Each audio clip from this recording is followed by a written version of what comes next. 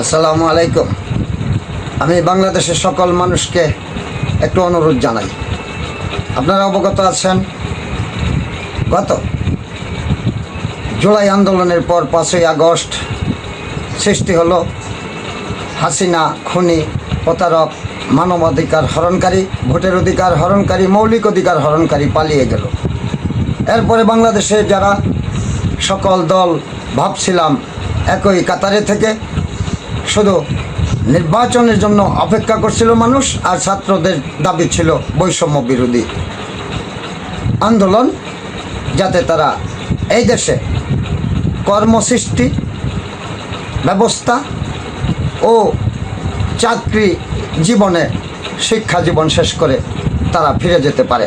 পরিবারবর্গ তারা তাদের যে দীর্ঘ অপেক্ষার পর একটা সামাজিক অবস্থানে পরিবারবর্গকে সহযোগিতা করতে পারে। কিন্তু সেই পথে হাসিনা আজকে এই দেশের বেকারদেরকে, এদেশের শিক্ষিত অশিক্ষিত বেকারদেরকে আজকে কর্ম দিতে পারে নাই, এবং বরঞ্চ দুঃশাসন চালিয়েছে এই দেশের শ্রমজীবী মেহনতি সকল শ্রেণী পেশা, ছাত্র, শিক্ষিত অশিক্ষিত মানুষের উপর। আজকে তাই হাসিনা বিরোধী, আওয়ামী বিরোধী সকল শ্রেণী পেশার মানুষ তার বিপক্ষে আন্দোলন সংগ্রাম করে 5ই আগস্টকে সফলভাবে কায়েম করতে পেরেছে। কিন্তু এই 5ই আগস্টকে নস্যাৎ করার জন্য বর্তমান বাংলাদেশে এই অস্থায়ী ভাড়াটিয়া হাওলাতি ইউনূস সরকারের এই সরকার প্রশাসন বিচার আজকে খুবই দুর্বল অবস্থা, এবং সেই সুযোগে জামায়াতে ইসলামী ধর্মের দোহাই দিয়ে আজকে তারা জামাত হিন্দু বৌদ্ধ খ্রিস্টান ইসলাম বানায় ফেলছে। তারা বিভিন্ন কলা কৌশলী ভোটের মাধ্যমে, যাহা বাংলাদেশে ছিল না বা প্রয়োজন পড়ে নাই বা জনগণ চায় নাই, এখনও চায় না। জনগণ চায় শুধু ভোট, যাতে একটি দলীয় সরকার, রাজনৈতিক সরকার ভোটের মাধ্যমে জনগণ ভোট দিয়ে বানাতে পারে, আর দেশের উন্নয়নে ওই সরকার 5 বৎসর কাজ করতে পারে স্বস্তিরে, আর জনগণের কর্মসৃষ্টি, শিক্ষা ব্যবস্থার অবস্থা ভালো, স্বাস্থ্য, সামাজিক পরবর্তী প্রজন্মের উন্নয়নের স্বার্থে কাজ করতে পারে, দেশের আইন বিচার প্রশাসনকে ঢেলে সাজাতে পারে। কিন্তু জামাত, নিউ চাইল্ড পার্টি আর প্রতারক বন্ড ব্যবসায়ী পীর চরমোনাই আজকে ষড়যন্ত্রে লিপ্ত হয়েছে। পিয়ার, নতুন সংবিধান, 5ই আগস্টের সনদ, এগুলা হয়তো আপনারা যদি লোক থাকে, দেশের মানুষের কাজ করে থাকেন, দেশের মানুষ আপনাদেরকে চিনে, দেশের সমাজের ভিতরে আপনারা কল্যাণকর কাজে জড়িত থেকে থাকেন, তাইলে আপনাদেরকে জনগণ ভোট দিবে। ভোটে আপনারা পাশ করে সংসদে যে সরকার কিভাবে চলবে, আগামী, বর্তমান, ভবিষ্যৎ সব আপনারা পরিকল্পনা করে রাষ্ট্রের ভালোর জন্য, দেশের মানুষের ভালোর জন্য কাজ করে যাবেন। এটাই জনগণের দাবি। কিন্তু আজকে এই জামাতে ইসলামী তারা ইসলামের নাম দিয়ে তারা বিভিন্ন অজুহাত সৃষ্টি করে আজকে 5ই আগস্টের সনদের নামে, নতুন সংবিধানের নামে, গণভোটের নামে এই দেশে যে 72-এর সংবিধান, তার ভিত্তিতে এই সরকার গঠিত হয়েছে। এই সরকারের গণভোট কিসের জন্য দিবে? গণতন্ত্র পরিবর্তনের জন্য, এই সংসদীয় পদ্ধতির পরিবর্তনের জন্য, মন্ত্রিপরিষদ শাসিত সরকারের পরিবর্তনের জন্য, প্রেসিডেন্সিয়াল গভর্নমেন্ট কায়েমের জন্য। কিন্তু কি কারণে আজকে এই সমস্ত ঠুকনো ঘোলা পানিতে মাছ শিকারের জন্য এই সমস্ত ঠুকনো দাবি আজকে জামাত তুলে আন্দোলন সংগ্রাম তারা শুরু করে দিয়েছে। আজকে তারা ওই আমেরিকার দালালি আর আওয়ামী লীগকে ফিরে আসার সুযোগ করে দেওয়ার জন্য তারা এই সমস্ত চক্রান্তগুলি করছে। তারা আজকে ছলচতুরি ছাড়া আর কি করতেছে আপনারা দেখেন। একটা ইসলামিক দল, এখানে কি বর্তমান অতীত যারা রাষ্ট্র পরিচালনা করছে সেখানে কি ইসলাম বিরোধী কোনো আইন ছিল? জামায়াত ইসলামী ক্ষমতায় যাওয়ার পর তারা বলতেছে আমরা কোরআন সুন্নাহর আইন, ইসলামিক আইন চালু করব। তো এখন কি দেশে যে আইন আছে ইসলাম বিরোধী কোনো আইন আছে? মুসলিম বিরোধী কোনো আইন আছে? হাসিনার আমলে ছিল মুসলিম বিরোধী, ইসলাম বিরোধী কোনো আইন? খালেদা জিয়ার আমলে ছিল, এরশাদের আমলে ছিল, শেখের আমলেও তো ছিল। ইসলাম বিরোধী তো আর কোনো আইন নাই বাংলাদেশে। এখানে প্রয়োজন মানসিকতার। কিন্তু আপনারা তো মানসিকভাবে ধোঁকাবাজি করতেছেন।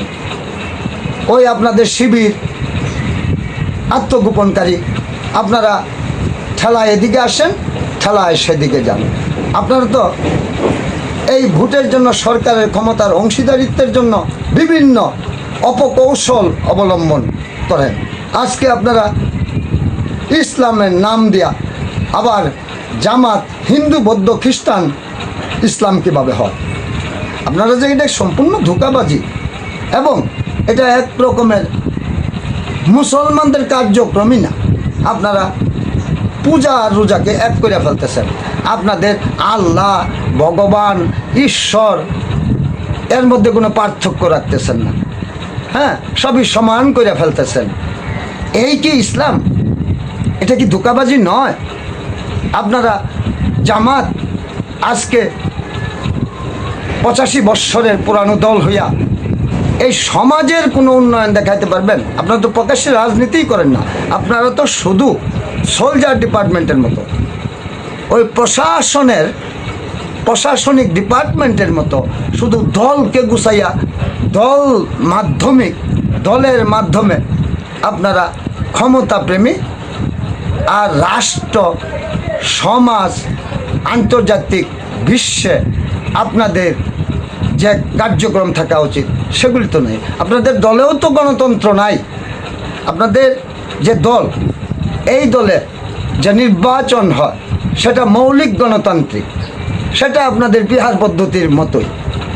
তো কাজেই বিএনপির পিছনে আপনারা লাগছেন। যেহেতু দেখছেন বিএনপি ক্ষমতায় যাবে, জনসমর্থন বেশি, ভোটারদের আকৃষ্ট বিএনপি এর আগেও রাষ্ট্র পরিচালনা করেছে এবং এই দেশের উন্নয়নের স্বার্থে, বেকার দূরীকরণের স্বার্থে কাজ করেছে, স্বনির্ভরতা অর্জন করেছে।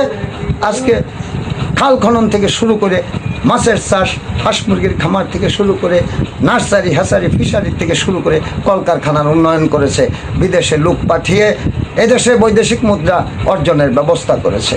বিএনপি যে সুশাসন চালু করেছিল সেখানেও তো ওই 72-এর সংবিধানই ছিল। তাহলে তারা তো মন মানসিকতা দিয়ে রাষ্ট্র পরিচালনা করে রাষ্ট্রের উন্নয়ন, মানুষের মন জয় করেছে। কিন্তু আপনারা সেই চিরাচরিত, পরিচিত এবং মানুষের গ্রহণযোগ্য প্রকাশ্যে গণতন্ত্রের বিকাশে ভোটারের অধিকারকে প্রতিষ্ঠিত করার লক্ষ্যে প্রত্যন্ত অঞ্চলের মানুষের প্রতিযোগিতার মাধ্যমে ওই অঞ্চলের, ওই আসনের প্রার্থীকে চিনে শুনে জেনে ভালো মন্দ যাচাই বাছাই করে তারা ভোট দেয়। আজকে সেই পদ্ধতিকে কেন আপনারা পদদলিত করতে চান? প্রত্যন্ত অঞ্চলের মানুষের গণতান্ত্রিক অধিকার, মানবিক অধিকার, ভোটের অধিকার এবং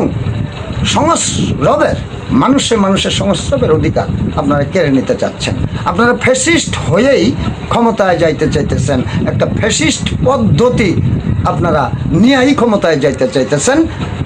এই ফ্যাসিস্টের বিপক্ষে আপনারা আন্দোলন সংগ্রাম করে আজকে আবার ফ্যাসিস্ট হয়ে ক্ষমতায় যেতে চান। তাহলে তো ওই আওয়ামী ফ্যাসিস্টের মতোই হয়ে গেলেন। হাসিনা তো ফ্যাসিস্ট ক্ষমতায় যাইয়া হয়েছে, আপনারা তো ফ্যাসিস্ট কায়দায় ক্ষমতায় যেতে চান। কাজেই এই পদ্ধতি বাদ দেন। আর আপনারা এই যে হিন্দু, বৌদ্ধ, খ্রিস্টান, ওই পিয়ার পদ্ধতি, 5ই আগস্টের সনদ, আপনারা 5ই আগস্টের জন্য কি করেছেন? জুলাই আন্দোলনে কতটুকু করেছেন? বিএনপির 100 ভাগের 1 ভাগও তো আপনারা করতে পারেন নাই। বিএনপির পিছনে আপনারা আত্মগোপনে কিছু কাজ করেছেন। আপনাদের কয়টা লোক মারা গেছে? বিএনপির তো 450 লোক মারা গেছে, কর্মী, সমর্থক, বিভিন্ন অঙ্গ সংগঠনের। আর ওই এই দেশের সাধারণ দোকানদার, শ্রমিক, পথচারী, হ্যাঁ, ওই শিশু, এরা মারা গেছে। কিন্তু আপনাদের কয়জন মারা গেছে? এখনও তো বিএনপির লক্ষ লক্ষ লোক জেলখানায় আছে, কিন্তু আপনাদের কয়জন জেলখানায় আছে? আপনারা কাজেই এই সমস্ত বাহুলতা বাদ দিয়ে, ইসলামের দোহাই বাদ দিয়ে, ভোটারদেরকে আপনারা বিশৃঙ্খলায় না ফেলে, ভোটারের সাথে প্রতারণা না করে, আপনারা সরাসরি পরিচিত লোক প্রত্যেক থানায় প্রার্থী দেন, পরিচিত মানুষজন তাকে দেখে শুনে ভোট দিয়ে আপনাদেরকে ক্ষমতায় নেবে। আপনারা ক্ষমতায় যে সংসদ গঠন করে, সরকার গঠন করে, তারপরে বিভিন্ন পদ্ধতি করেন। হয়তো নির্বাচনকে পিছনে নিয়ে যাবেন না, দেশকে আর অন্ধকারে ফেলবেন না। এই নতুন ষড়যন্ত্র থেকে আমি বলবো নিউ চাইল্ড পার্টি, ওই ভণ্ড পীর চরমনাই আর এই জামাত, হিন্দু, বৌদ্ধ, খ্রিস্টান, ইসলাম, আপনারা পিছনে ফিরে যান। জনগণ আপনাদের এই ধোঁকাবাজি বুঝতে পারছে। জনগণকে আমি আহ্বান জানাবো, এগুলা ধোঁকাবাজি, এই জামাতের ধোঁকাবাজিতে, ওই চরমনাই ধোঁকাবাজিতে, এই নিউ চাইল্ড পার্টির ধোঁকাবাজিতে আপনারা কান দিবেন না, পথ হাঁটবেন না। আপনারা আগামী নির্বাচনের জন্য সকলেই প্রস্তুতি নিন এবং এই সমস্ত ধোঁকাবাজদেরকে আপনারা বুঝিয়ে দিন। আগামী সংসদ নির্বাচনে ধানের শীষের বিজয়ের জন্য বিএনপিকে ভোট দিন, এই আশাবাদ ব্যক্ত করে সালাম জানিয়ে বিদায় নিচ্ছি। আল্লাহ হাফেজ।